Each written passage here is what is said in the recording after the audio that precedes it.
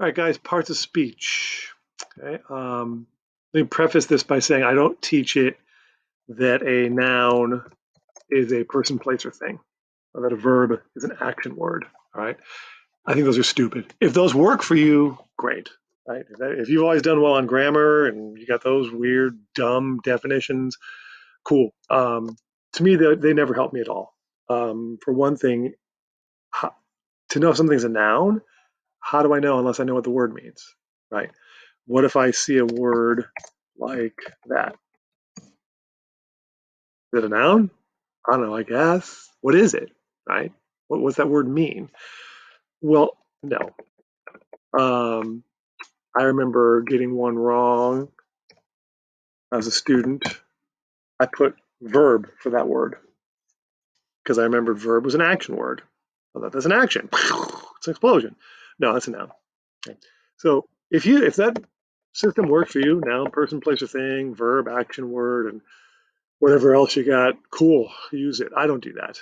Okay. For a noun, what I will tell you is, let's make it plural nouns.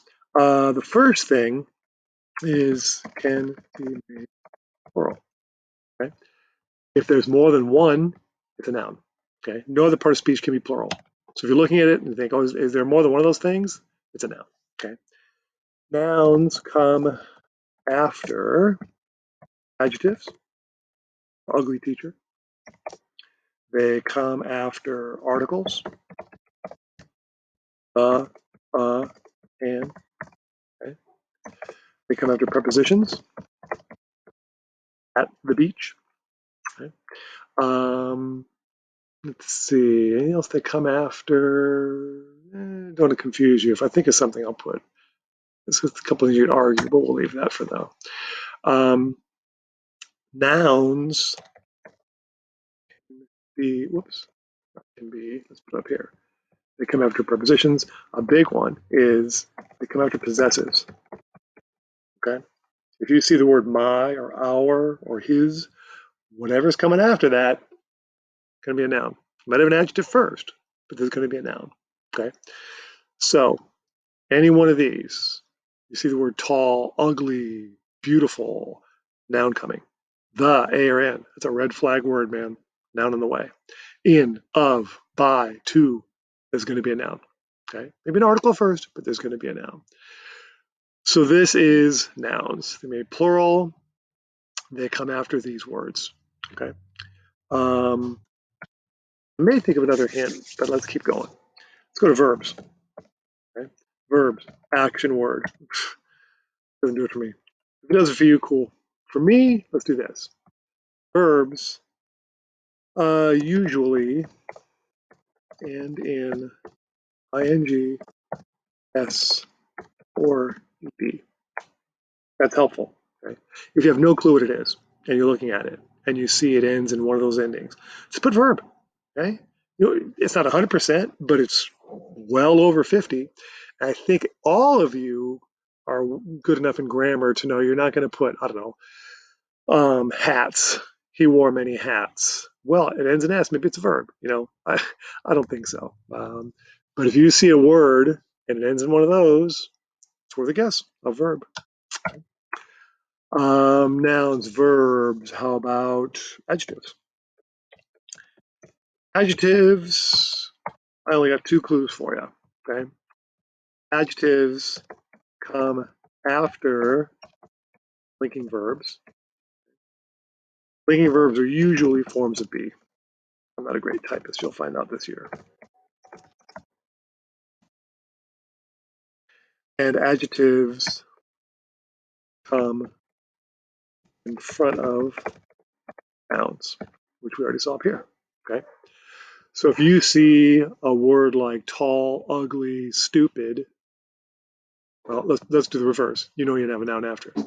Let's say you got a word like, I don't know, pants or clothes or hat or computer, and you know that's a noun, and in front of it you got something you're not sure what it is. It's going to be an adjective. Okay? For example, let's say you've got something like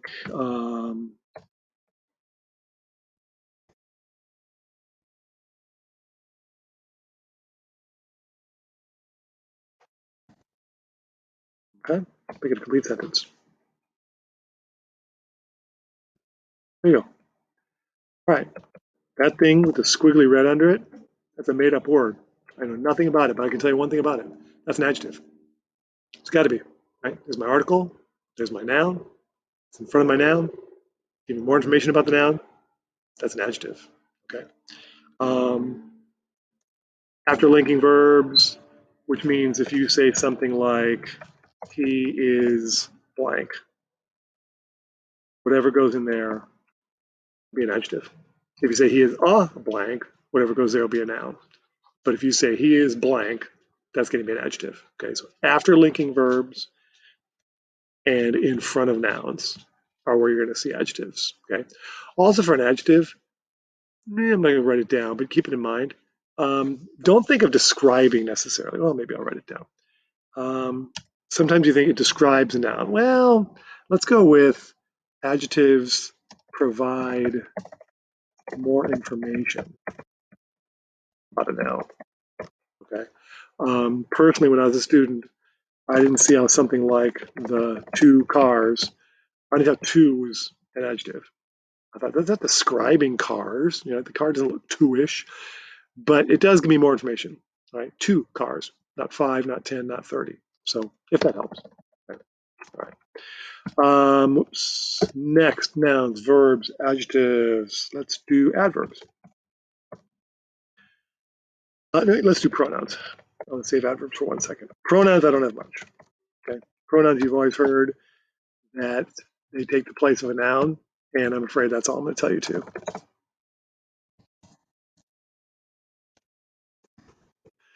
This means obvious ones like it or he or she or they, but also words like, if you think about it, a word like what. Okay? If I say what is wrong, the word what is taking the place of whatever is wrong, whatever words you would take to describe what's wrong. So pronouns take the place of a noun. Okay. Now let's do adverbs. Adverbs. If you like the thing about the end in ly, cool, use it. That's not 100%, but it's way over 50, so that's worth it. The end in ly. That's fairly common knowledge, though. They tell where, when, why, or how. Yeah, I think most of you knew that one. I'll give you a better one. They can usually, not always, usually be moved in a sentence. That's helpful because none of these others can. No other part of speech can be moved. Adverbs can. Okay. If I give you a sentence like, okay, I can't move those around. I got a pronoun, verb, and a pronoun. Okay. I can't say love you, I, love I you. What if I put the word only in there? Only is an adverb. Okay. I could say only I love you. I could say I only love you. I could say I love only you. Or I could say I love you only. I could put anywhere. Okay. Adverbs usually can be moved. Not always as much as in that example, but usually at least to 2 or 3 spots. Simple advice. If you can move the word in the sentence, you're looking at an adverb. Okay. All right. Next, let's do prepositions. Prepositions, we already know the main thing about them from up here. I say nouns come after prepositions. Okay, prepositions, let's get a bullet point, come in front of nouns. Okay, which can be helpful. If I say, you're reading a sentence, blah, blah, blah, toward the sea, period. Look at that word toward. You're identifying that word. And that doesn't jump out at me. Nobody looks at that and goes, oh, preposition, right? But think about it. You got a noun right there. Okay? As I'll show you in a second, there's not much else it can be. Let me go to conjunctions and I'll explain that. Okay. One advantage of doing this online instead of in class, this is my 34th year of teaching. Okay. I've taught grammar and parts of speech for 34 years. For 34 years, I've written the word conjunction on the board. And every single year, every single class, at least one person goes, conjunction, junction, what's your function? This old school schoolyard, what do they call that? Grammar something, back in the 70s. Anyway, I don't have to hear you idiots say that. All right, conjunctions. I'm assuming you all know and, but, or, so, and for. Those are what are called coordinating conjunctions. They can link individual words, they can link phrases, they can link clauses, okay, anything. They're always conjunctions. I mean, there's a few exceptions. That can sometimes be a prep, that can sometimes be a prep, but you get the idea. These are conjunctions, okay? I'm going to assume you know those, okay? The harder ones are words like because, since, if, or when, or although. But as a student, I never understood why those are conjunctions, right? I don't see how those are joining words together. Well, they don't. They join sentences together. These are called subordinating conjunctions. These are called coordinating conjunctions. Those are called subordinating conjunctions. Good news for you, you don't need to know the difference. On your test, these are all just conjunctions, okay? The reason that these here are conjunctions is if you have a sentence like that, and you have a sentence like that, okay? And you want to combine them, all right? You can combine them and, right? But you could also combine them that word, okay? Or okay? These words join sentences, okay? I hate Mr. Powers. He's as a teacher. It's joined by the word since, okay? So if these words here, here's my advice, and the reason I paused on prepositions up there, okay? I'm going to add something for conjunctions, for these types of conjunctions at least. Not for these, okay? But let's take these off, because I'm assuming you all know those are conjunctions, okay? So for conjunctions, my advice is, let's see, let's phrase it this way. Must be followed by a noun and a verb. And instead of saying comes in front of nouns, it's a similar phrasing. Let's say must be followed by a noun, no verb. Okay, so in this example, I see the word see, but there's no verb there. Okay? To see an example of what I'm talking about,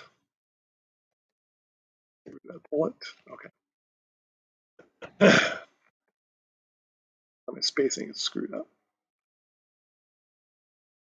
All right, so if you have a sentence like,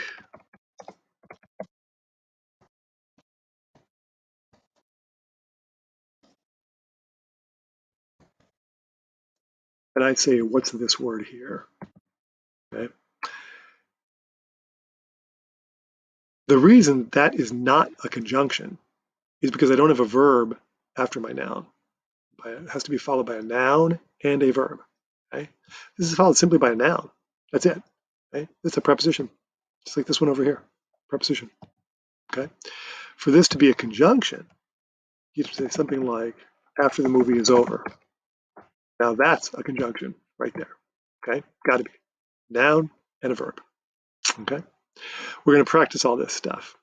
If you want to memorize a list of the subordinating conjunctions, again, realize you don't need to know the word subordinating. Go ahead, but I think this is enough. It's a pretty long list. You just keep in mind a conjunction is followed by a noun and a verb.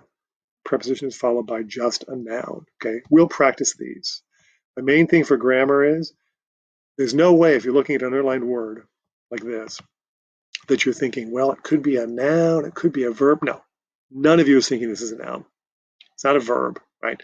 Pretty quickly you organize these when you're taking the test to, well, it's one of these three, okay? Is it an adverb? Well, does it tell when? Might seem to, but ignore that. Can you move it? No, I can't. Does it have a noun after it? Yeah. Just a noun? No, it's got a noun and a verb. Okay, there it is. We'll have to practice these, obviously. The rest I'm going to assume you're pretty good at. Okay. Anyway, that's it. You can now practice and work on your sheet.